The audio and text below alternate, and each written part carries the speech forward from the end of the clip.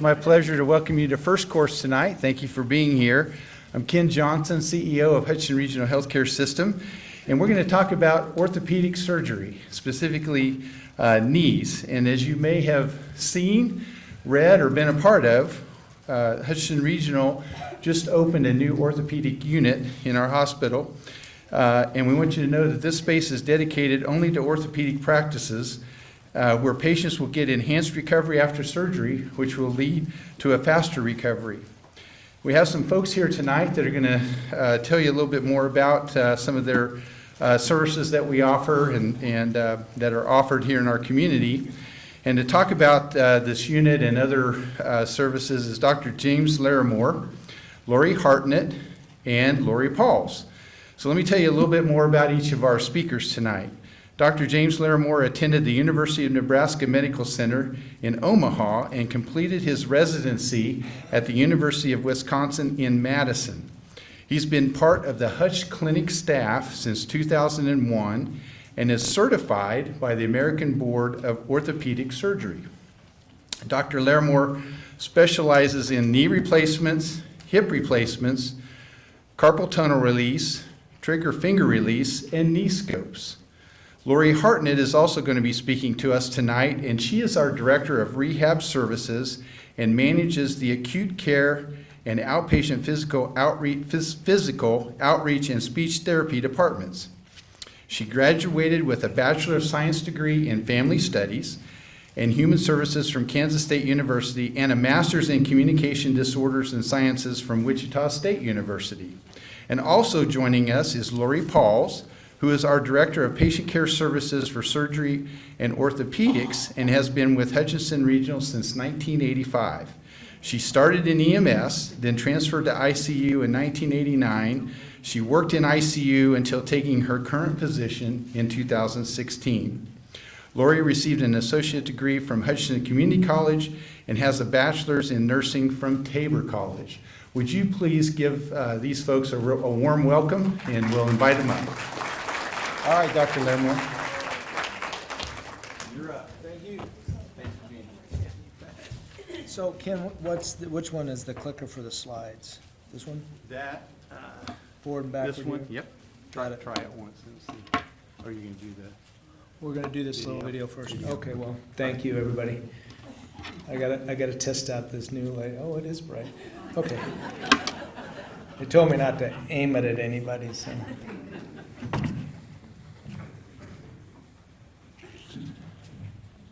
Feel like a rock star up here. Okay. So first thing I'd like to do is play a little video that we played for the Chamber of Commerce, and we made this after we did the first course talk on the robot, and then I'd like to just kind of review what we've been doing in orthopedics with the robot, because at the first meeting we didn't really have a lot of experience with it. We've got a lot of experience with it now. And a few things that are going on in the orthopedic ward that Lori's also going to talk about, and a few things that I get asked all the time that I think are really, really important. And so we're going to go through that relatively quickly. If I see any nodding off, I'll speed it up. Okay. So go ahead and play that video for me if you would.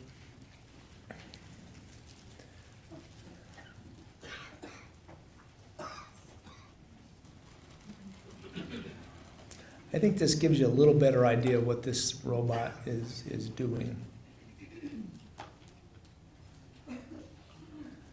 Okay, if you could stop right there for just a second. What you're seeing is the technician and I are looking at this screen, which is a CT representation, an exact CT representation, right down to the bumps on the bone of the patient that we're going to do surgery on.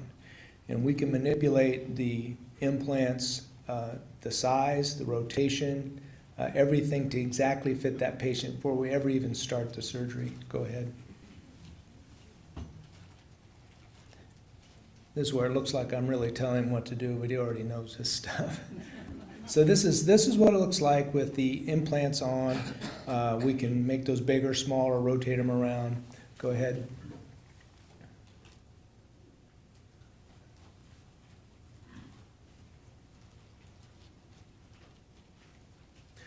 Tried not to show any real blood or anything here, so.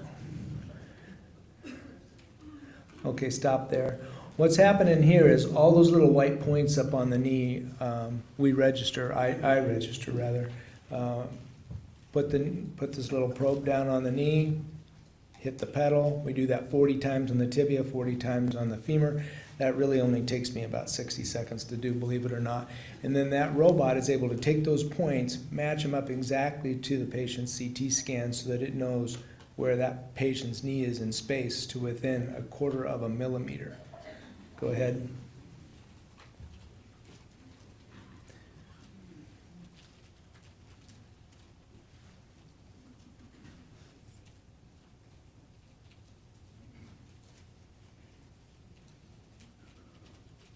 So then we prepare the knee, and once we've done that, we balance the ligaments and stop it there. And we stress the knee so that we can see how long is the ligament on the inside of the knee and the outside of the knee in flexion and extension, because we need those to be the same. So down in this box in the bottom, we'll manipulate all the cuts on the knee in any number of planes until we get all those numbers down in that bottom right-hand corner exactly the same. And when that robot makes those cuts, along with me holding on to it, that's about my job, but then everything is balanced up in that knee, and we only have to do it one time. That's really the beauty of this thing. Go ahead.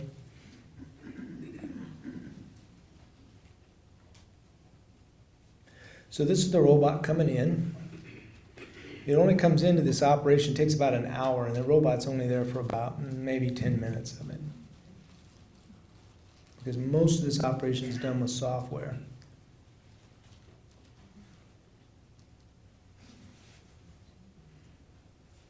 Now what you're seeing here on the screen is what I actually see on the screen, and I'm making the cuts. That's the image of the blade making the cut on the real patient's knee. And I'm not even looking, you can see I'm not even looking at the knee. I'm looking over here as I cut away those areas on the knee.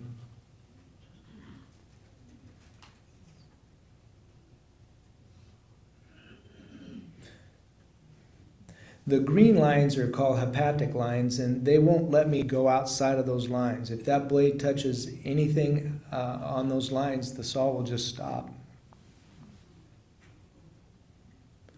That red means I'm 1/2 millimeter too deep there.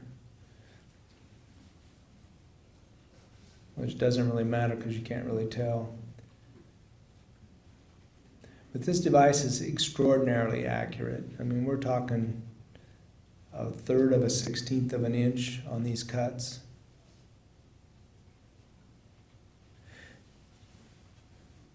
Then the robot comes out, and the rest of the knee kind of is what we always do. The only difference is when we put it all together, it fits first time, and that's really nice for the patient, and it's nice for me.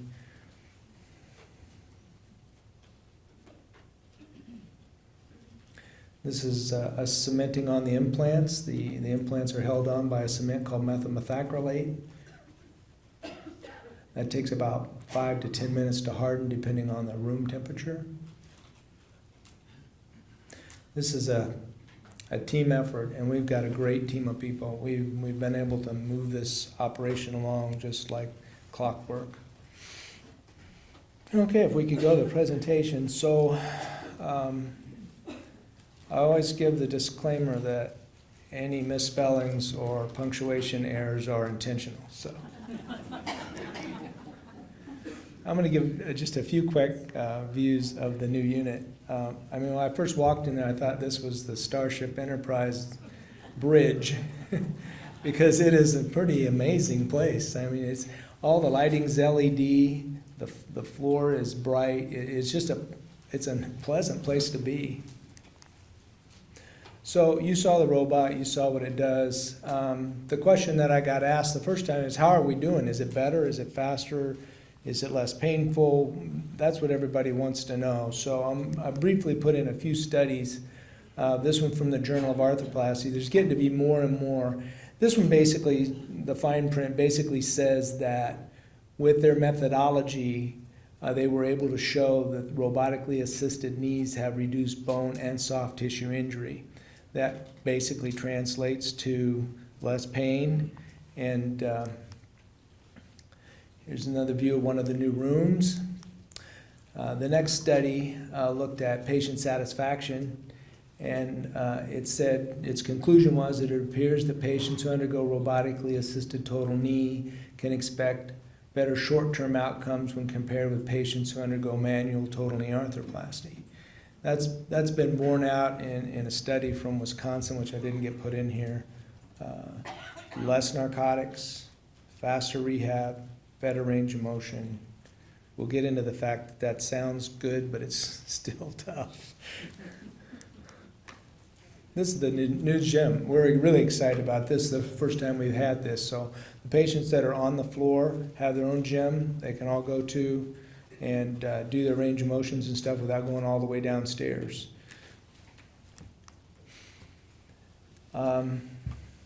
This study talked about the decreased pain, increased functional activities, range of motions, reduced surgical time, reduced hospital discharge times when compared with done with a total joint jig system, which is what we used to use. And again, there's several of these studies out now. I was down in Texas last weekend, and that's all they wanted to talk about was their studies that show that this is better. Of course, it was a robotic course, but it's starting to look statistically, and I think I'm having to agree. Some of the things I wanted to argue with him about is that, well, people are going home sooner, but that's because you send them home sooner, not because a robot did a better job. But I'm actually beginning to see now that people are ready to go home a little bit sooner with this operation. And I think it has a combination of things. Some of the things we're doing pain management-wise, which we'll talk about. Some of the things that have to do with less tissue trauma with the robot, and so as a result, less pain and a quicker recovery. I also think that the balancing of the robot in terms of the ligaments has made a big difference in patients' range of motions. This was an outcome study that looked at longevity. The yellow bar over there on the top, the first series is, I think it's 2 to 3, and the next one's 4 to 6 years. And what you can't see basically is that robotic knees are lasting longer than knees that are compared to a joint registry or knees that are looked at individually by individual centers. Now, it's a little bit misleading because if you look at what that bar is up there, these knees are lasting at 6 years, 97% are still functional. Wear rates are going to be in the 40 to 60 year range. That's not robotics, that's technology. But failure rates are about 0.5% per year, and that's incredible. That means that patients who have had their knee for 10 years, 95% of those people are still going to have that knee and functioning well. So patient satisfaction scores are similar. Patients are, if you look at the 2 first bars, about 90% either extremely happy or very happy with their knees done robotically. I want to talk about this because this is a big bugaboo for me. I get this in my clinic all the time. I don't want to go to Hutch Hospital because it's full of bacteria. Well, here's the truth of it. National rates are 2 to 3% infection rates in total knees. I looked at this data yesterday.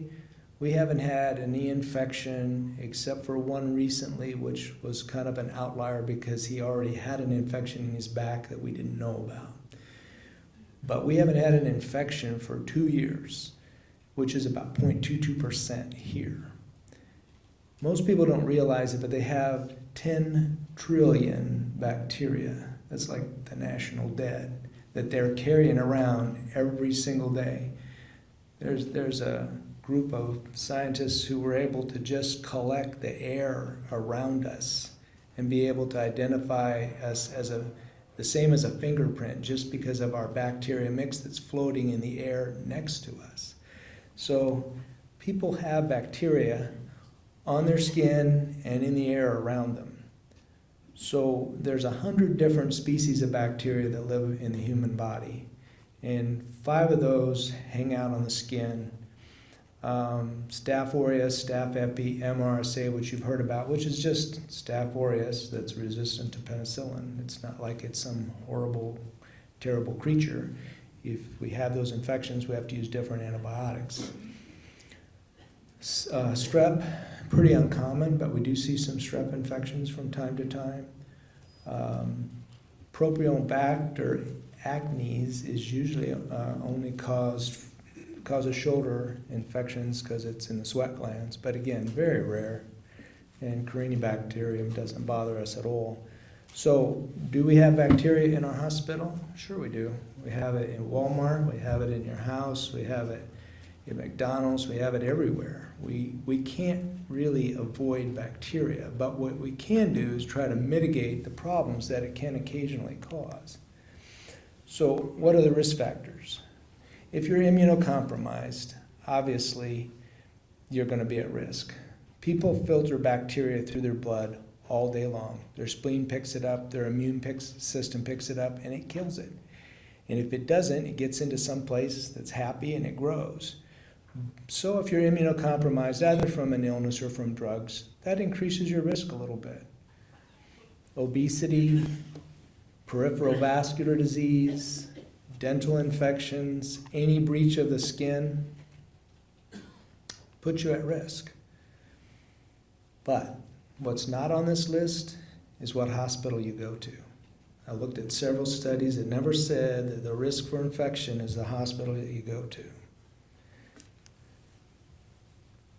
So here's what I want to really go over with you guys, because it's enormous what happens.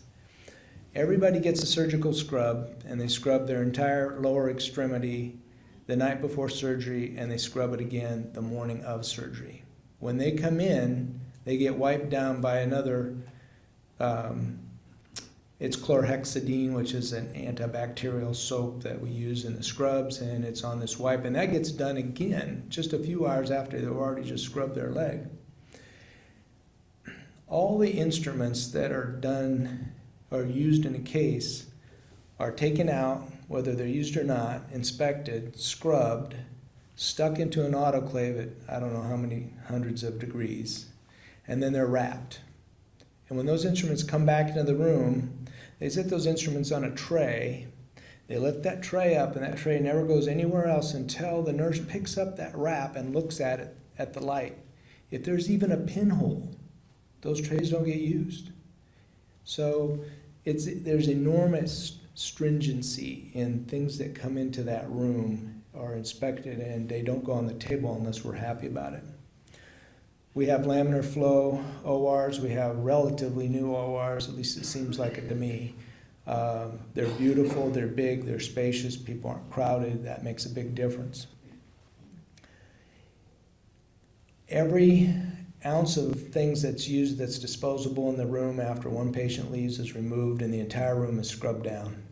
The tables, the chairs, the lights, everything scrubbed down before that next patient comes in the room.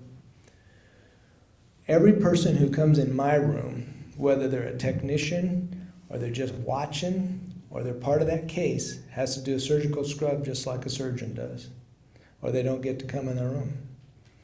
And so it doesn't matter whether they get close to the patient, most of them don't, but they still have to scrub. Everybody has to wear bouffant hats. You know what those are, those little blue things. Surgeons hate those because we don't look cool in them, but everybody who comes into my joint room wears a bouffant hat, because surgeon hats look cool, but there's hair hanging out of them. We don't want that. Even though we're going to put moon suits on, which we'll go over in a minute, we just don't want any of that coming into the room. So then we put on moon suits. I'll show you a picture of that, but I think you saw that. Everybody's draped in a moon suit with an independent ventilation system that exits out the bottom. That protects us, that protects you, protects everybody. This is another thing nobody really realizes. If I go in the room, I'm the sort of the top dog in the OR. If I go in the room and I brush my elbow against something and somebody else sees it, I have to stop, I have to change my gown, or I have to put on a separate sleeve. Anybody that does anything wrong gets caught by everybody else. It doesn't matter who you are. You get a new gown, or you don't get to participate. Once a patient's in the room, now they get their third prep. And that patient gets scrubbed down top to bottom and gets a layer of sticky betadine iodine solution over their entire leg. And we go through this enormous ritual of where we put a plastic U-drape around the patient's leg, and then we encase the patient's leg in a 2-fold Ioban sleeve. And then there's another drape that goes up over the top of that until we finally have that patient completely draped and everything out of our surgical field. Then we use surgical betadine-containing solutions to irrigate the wound throughout the entire case. That's relatively new as well, but I think it makes a difference. Nobody comes in my room through the main doors except the patient. After the patient's in the room, everybody has to come into the room through the substerile, which means they have to go through a set of doors into a semi-sterile room and then into the room. Again, I think speeding up OR times and minimizing tissue damage, which we talked about, makes a difference in whether or not you have an infection. So we're always working on that. After that, everybody gets into an impervious dressing with some type of sealant onto the wound that seals the skin off so that something can't crawl from the edges and get into that wound. And then before they go home, they get a silver alginate impregnated waterproof dressing put on their knee or hip. Then those dressing changes are only done by nurses who have gone through this with me and know how to do that dressing change, so there's no breach from the time the patient starts this process to the time they go home. There's no breach in sterile protocol. And that's why we don't have a lot of infections. So this is just an example of a moon suit. This is a 3-liter bag of betadine-containing solution. They don't drink that and they don't get that IV. That washes out every single wound through the entire case. Surgical scrubs. Oh, I forgot this part. Everybody has to wash their hands with sterilium even after they've done a surgical scrub before they go in the room. I hope there's no Roundup in this stuff because I've used a lot of it. So I want to talk just briefly about pain because everybody's concerned about pain. I always tell everybody, embrace the pain. It's all you can do. But it's not really all you can do. So what we're doing now, we just started last week, in addition to doing spinal blocks so that everybody wakes up or never goes to sleep happy after their surgery. There's no pain, they're not waking up in agony, they're not confused, wherever possible. That also reduces infection rates, it reduces postoperative confusion rates. There's a lot of things that spinal anesthesia does for patients, and so if anybody's going to have a knee, don't even think about it, just get a spinal. I had a spinal with both of mine. People think it sounds scary. I can tell you I don't remember it at all. And you wake up chatting with the nurses. The other thing we're doing now is we're doing adductor blocks. Oh, I get to use the laser. So this little hole right here next to the medial femur has the saphenous nerve that runs through there. And that saphenous nerve comes to the front of the knee right here and on down. And so the anesthesia is blocking that nerve as well.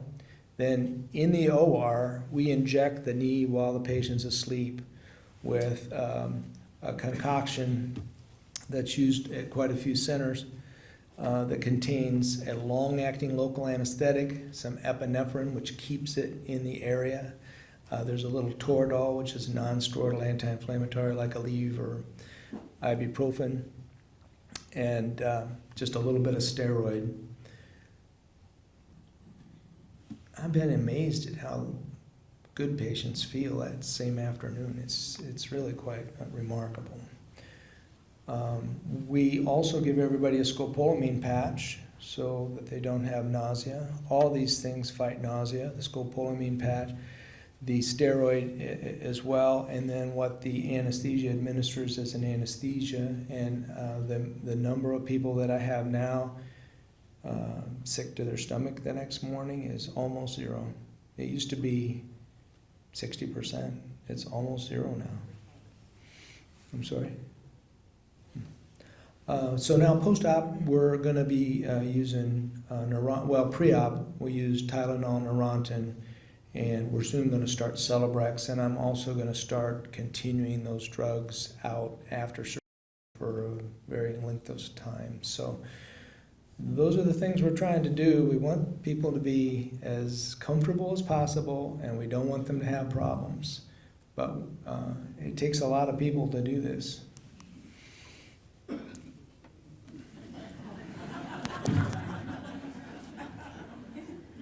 So here's really the truth of it. At 2 weeks when they come back, they all think I did something wrong because they're hurting. At 4 weeks, they're still complaining that they can't sleep, their walker's gone, they're getting around better. At 8 weeks, they all thought it was a pretty good idea and they stopped hating me. And then in a year, they're all sitting out in the waiting room telling everybody, oh, you got to get this done. This is the greatest thing ever. And that's pretty much the way it goes. So, the new OrthoFloor is wonderful. It's so nice, I wish I could be up there as patient, but I can't be. Hospital infections are very low, and as you can see, we work really, really hard to keep those infection rates low. So if anybody tells you Hutch Hospital has full of bacteria, well, that may be true. But our infection rates are low, and I put them up against anyone else. And then pain control is not perfect, but it's vastly better than it used to be. Nausea is much better than it used to be. And most of these folks are getting through these knee replacement operations much more comfortably than they did even a year ago. Thank you.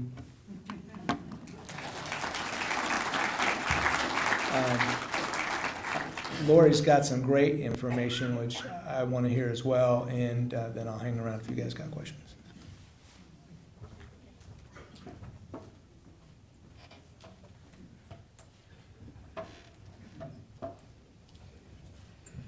Hello. Thank you so much for coming. I appreciate seeing you all here and the opportunity to just speak to you guys tonight. My name is Lori Pauls, as they said earlier, and I am the Director of Med-Surg and Orthopedics, and I'm so excited about our new orthopedic unit. It is beautiful, very bright and energetic. So we're just here to talk to you a little bit about our new unit and what we're doing for our community and our patients. So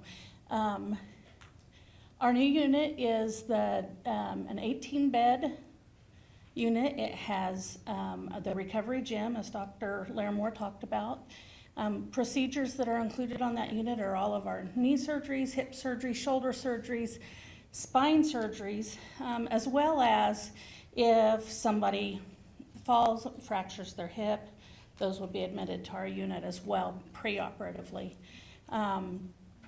And really, we're just doing a lot of very interesting things to improve your recovery, and starting at the very beginning before you have your surgery and all the way through postoperatively.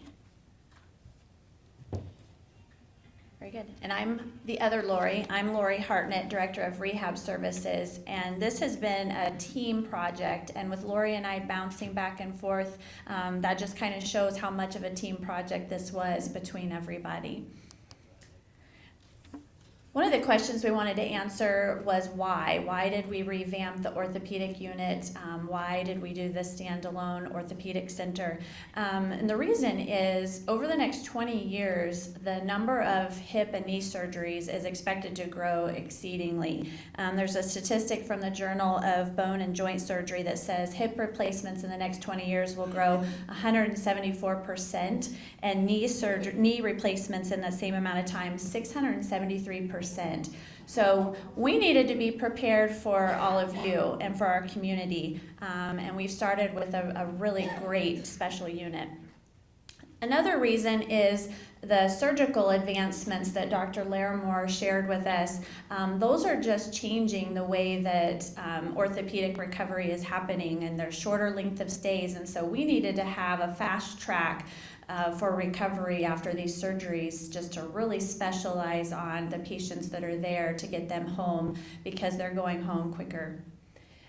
Early mobility is an important piece of that. The range of motion is really crucial to being able to get to go back home and doing the things that you need to do. So our unit was designed with that in mind. And then another piece of this, which you can't see on the unit, is our education program, and we'll get into that a little bit more. But your recovery for a hip or a knee surgery is going to happen before you even come in for surgery. It's going to happen at the surgeon's office, and we're going to help you with that education even after you discharge from the hospital.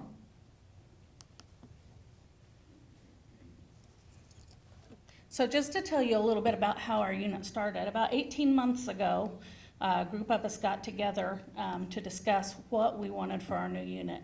And that was an interdisciplinary team. It included Dr. Larimore, it included Lori and her team of therapists, it included me as well as several of my staff members, our administrative team. It included eventually even our dietitians, our pharmacists, really our respiratory therapists all the way through. So it really very much was an interdisciplinary team.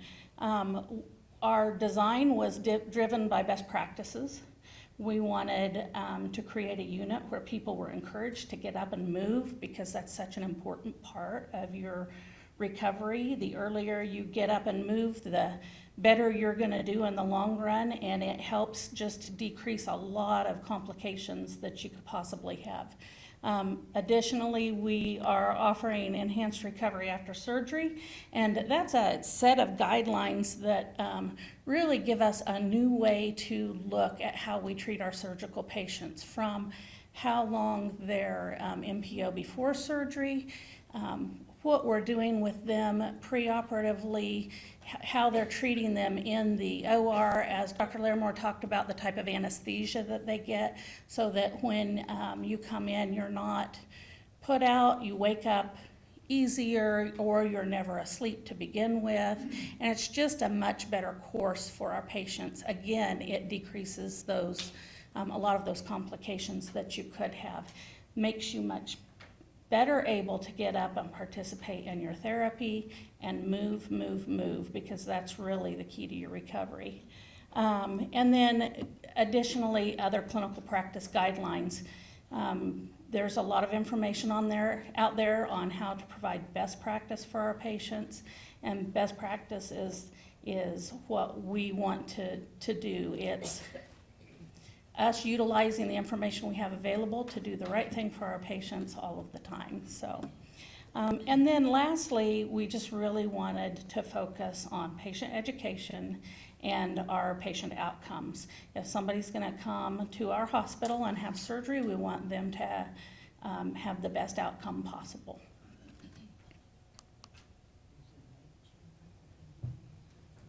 A little bit more about the design elements. There's a couple of photos here. Everything that we did in the unit was a very intentional decision based off of wanting to motivate people to move and mobility, and then brightness, just a lot of really energizing colors. So the recovery gym, you can see a picture of it there. It was also in Dr. Larimore's slides.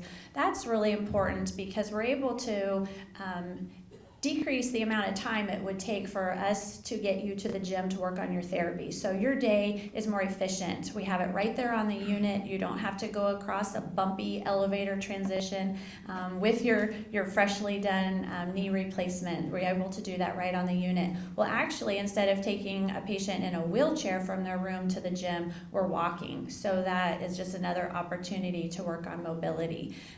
It also keeps an elective surgery. You guys are more away from the other population, so you don't have to worry about, like we said, we're trying to do everything we can for infection prevention, and we're just making sure that we can do everything we can. There's distance markers. The vertical picture that's to the far right, you can see that number 25 on there. Around the hallway, there's a green stripe, and that acts like a track. And then on the ceiling, you can see distance markers. So you can see visually how far you have ambulated from one marker to the next. So when you're standing at one, you can see where you're at. we feel like that's motivating. If we ask someone to walk 20 more feet, but they couldn't see how far 20 feet was, we might not get as good response as if you're able to see it's just right there, that you can do it. So we're just trying to motivate with that. And then we also have education on our TVs. We have 2 televisions in the hallway and we have 1 in the gym. And what we have going through the TVs is some education, the important things that patients want to know after they've had a surgery like this, some pain tips for controlling and pain management, what to expect type of things are on there. And we're going to be adding some motivation of how far you walked and maybe how far someone else that's also had a knee has walked, so you can get a little bit of competition going.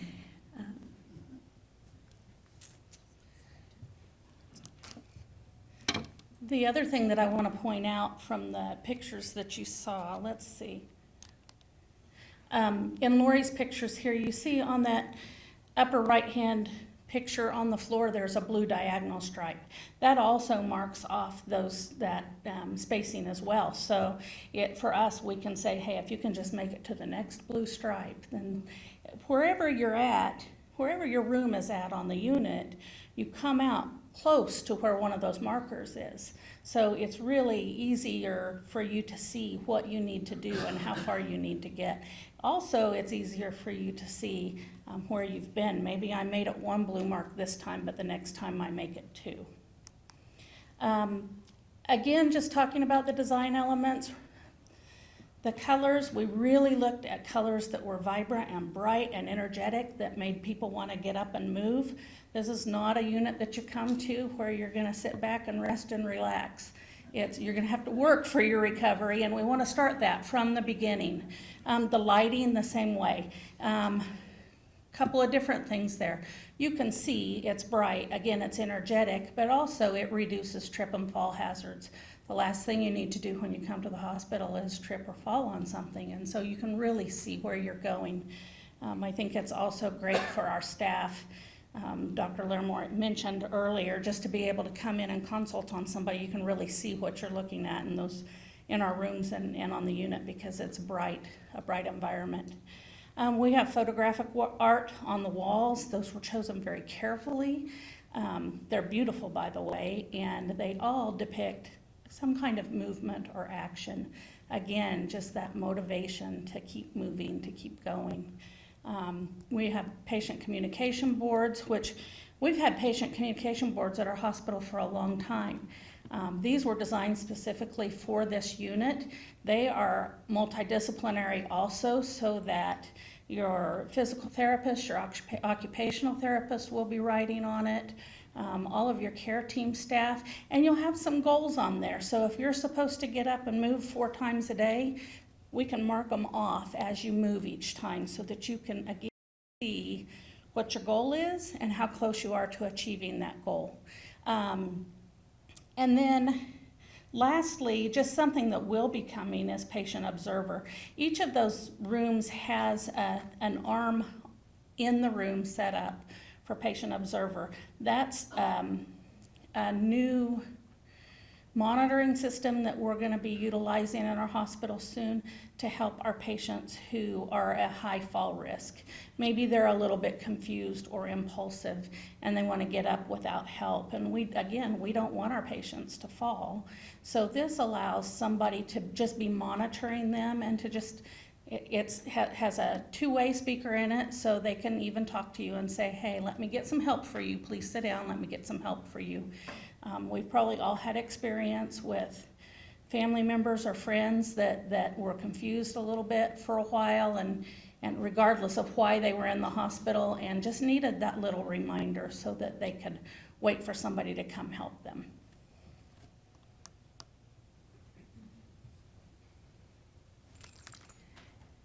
So after you have met with your surgeon and it's been decided that you're going to have a knee replacement, you're going to get invited to join Recovery Coach. And this starts the education process.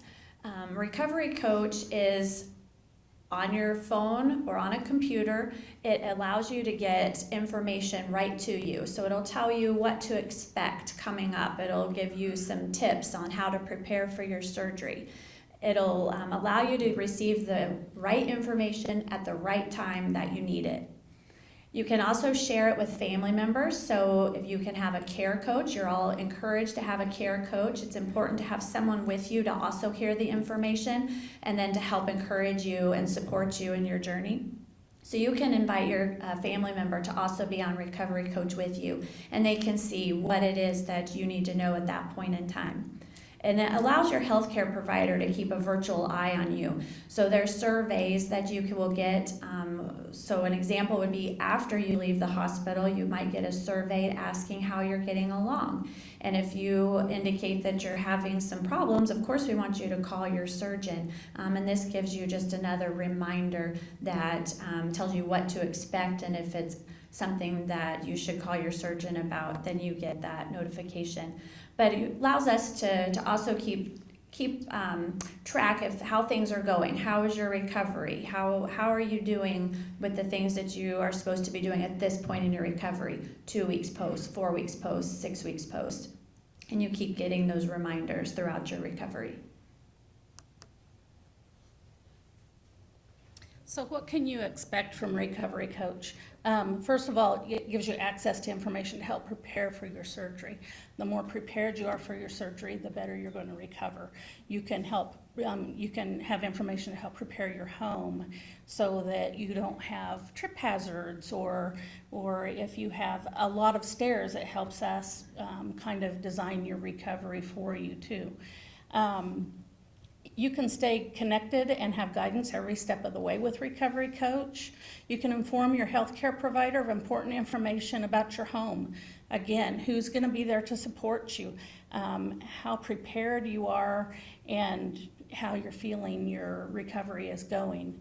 How do you access Recovery Coach? As Lori said, your healthcare provider automatically enrolls you. So at the clinic, you'll be enrolled.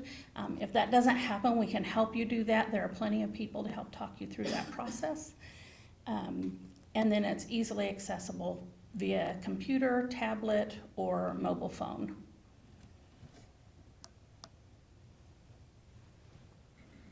And all that is great. We know that some people don't have smart devices or maybe don't have an email, so we also provide that same education information to people.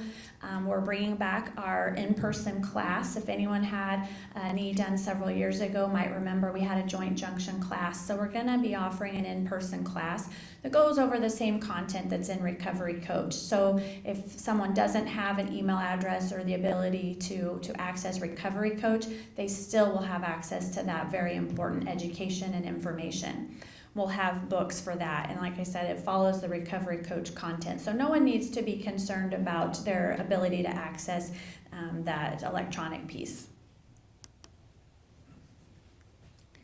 And even if you do access the electronic piece, you can still come to the in-person class. We really want to meet our patients where they're at as far as their education and what they need. So really whatever works best for you guys is what we want to be able to do. Talking a little bit about what to expect post-operatively. First of all, day of surgery, I just want you guys to know you can expect to be up in the chair, up walking around already. We know that the sooner we can get you up and moving, the better you're going to recover, and it won't feel like it at the time, but probably the better pain control you'll have once you're up and moving too. The day after surgery, again, you can expect to be up and out of bed. That's really, really important to your recovery, that you're not laying in bed all day, that you're up and you're moving. You'll have therapy twice that day. You'll be up and walking in the halls in addition to the work you'll do with therapy. Pain will be managed with oral pain medicines and other interventions. Ice is a really important part of that. And again, that mobility, even though it doesn't feel like it at first, is a really important tool in managing your pain.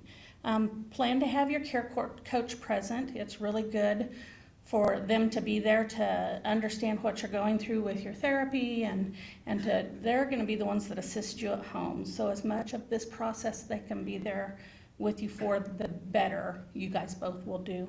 And then the last thing is you just might want to check with the hospital to see when the best time for visitors is, because you do have a really strenuous therapy both in the morning and in the afternoon. You don't want your visitors to come while you're away at therapy, but you also are going to need some rest time. So just something important to do is check and make sure that your visitors are coming at a time where they can actually see you. Oh. I have all of this. Sorry, I knew that I kept going after a while, but I just didn't remember for sure when. So pain control, ways to manage your pain. Pain control is probably one of the biggest concerns for our patients, post-operatively and pre-operatively worrying about it. And you're gonna hurt. That is just a fact of this surgery, is it's gonna hurt, but we wanna do the best we can to control your pain. As I talked about earlier, we're gonna give you pain medicines. Dr. Larimore talked about how he's utilizing some different modalities to help increase your response to those pain medications, different medications that maybe work a little better and work a number of different ways. It's really important for you to communicate with your care team, let them know how your pain is doing, if the medications aren't working, if you feel nauseous, or even as if not more important, if you don't feel like you're as alert as you normally are.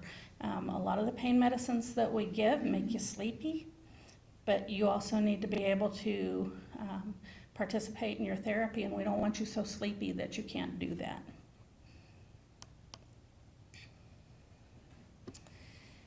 There are many methods we can do to decrease pain. Ice, again, is one of those primary methods. We always want to be able to use that. Relaxation is key after surgery, even though we realize that's not necessarily easy to do.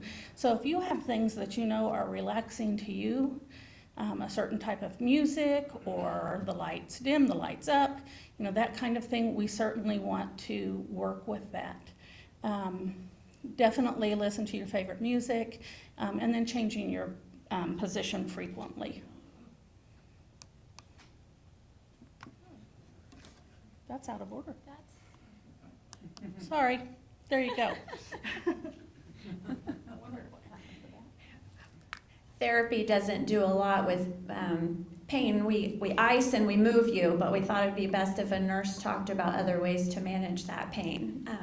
So back on days to follow, you're going to be expected to be out of bed and in the recliner every day. That's one of the first things that you will do in the morning, is you're going to get up and you're going to get to the recliner and get ready for breakfast. You'll have physical therapy twice a day. You'll walk in the hall with nursing. On this second or third day, therapy is also going to take you to the stairs, and this is where that home question comes in that you'll have done either on Recovery Coach or the class, because if you have 4 stairs to get in your home, then we need to practice 4 stairs, right? If you don't have stairs at all, you're probably still going to be encouraged to practice on a curb, because most places we go, you're going to have to do a little bit of a step up. Your care coach is encouraged to be present all the time. In therapy sessions, we love to do education. We love to tell patients and their care coach, their family members, how best a patient transfers, how to set up their home if they need to have a handle put up at the stairs so they can reach and grab. We like to be able to provide that education. And then many patients will be discharged home on day 2. And so we're really working towards that from the get-go, making sure you have what you need for when it's time for you to go home, you can be successful. So we'll start that right away. And some patients go home on day 2. If you don't, that's okay, but we're still going to work on that.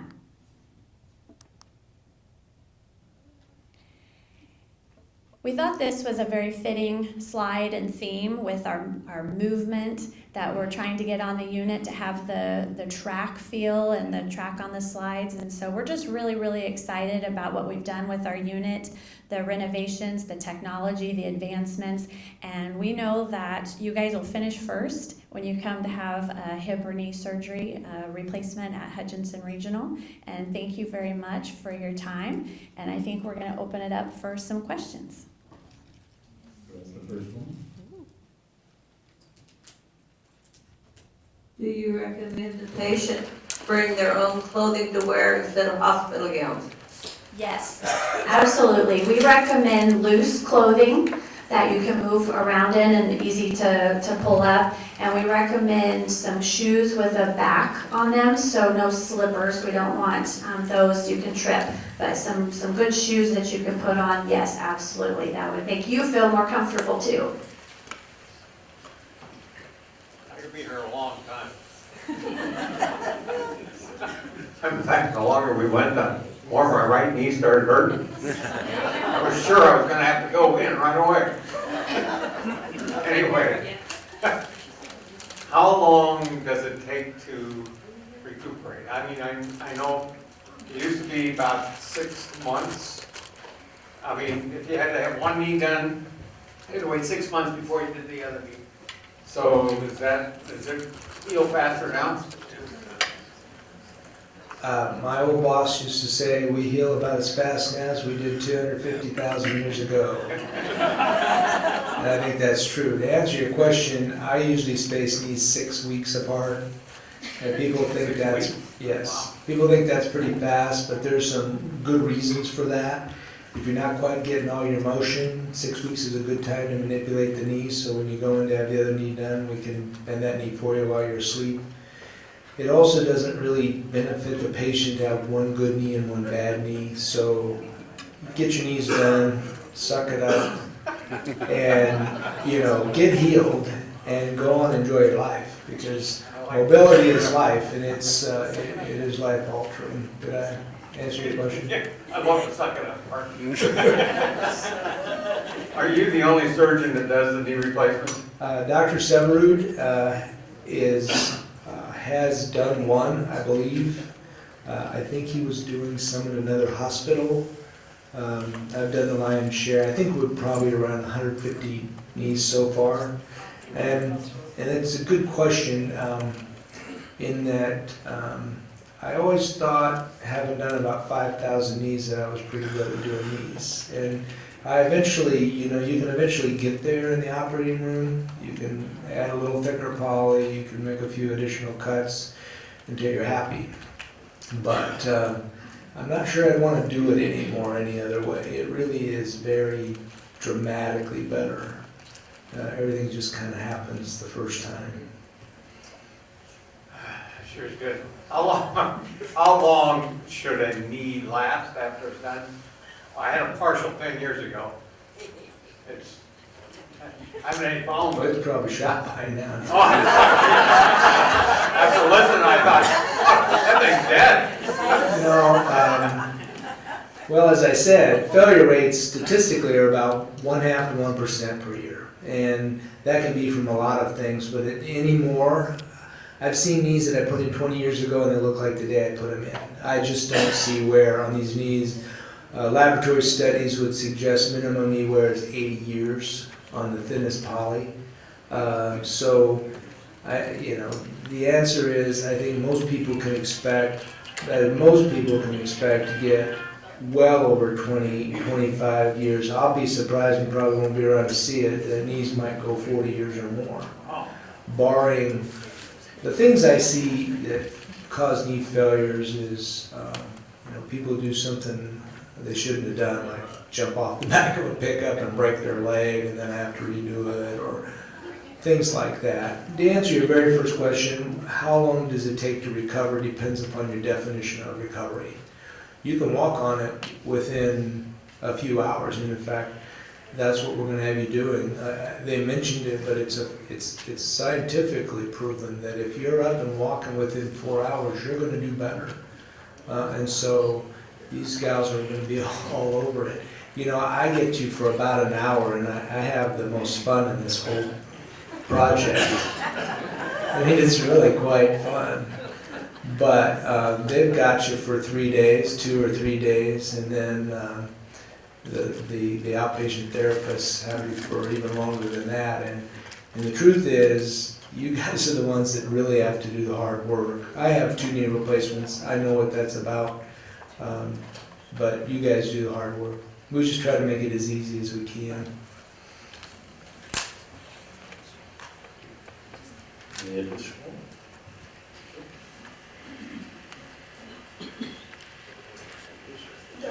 Doctor, I know that after I had my knee replacement, they said that every time I went to the dentist, I need to take amoxicillin.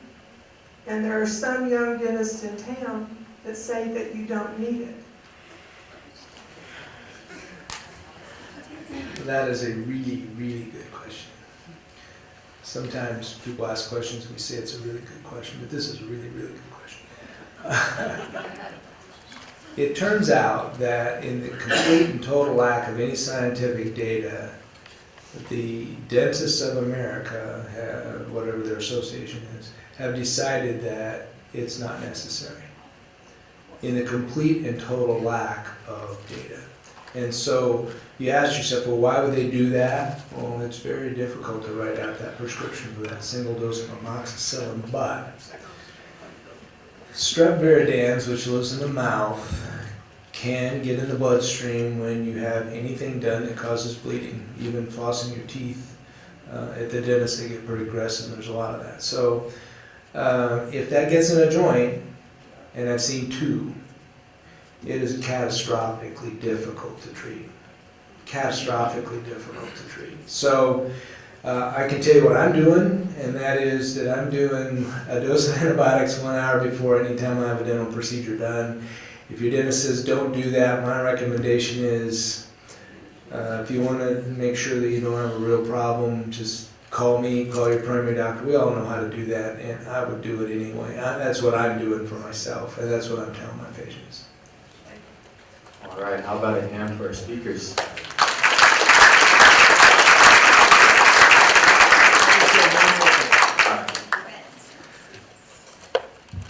The vast majority of this whole project lies with these ladies and everything they do on the floor. And I got into getting into their meeting a little bit later because they had been doing all this in the background. And there was about 40 people there. I mean, it is so integrated, and they have worked so hard to make this work. So they really deserve all the credit. Thank you.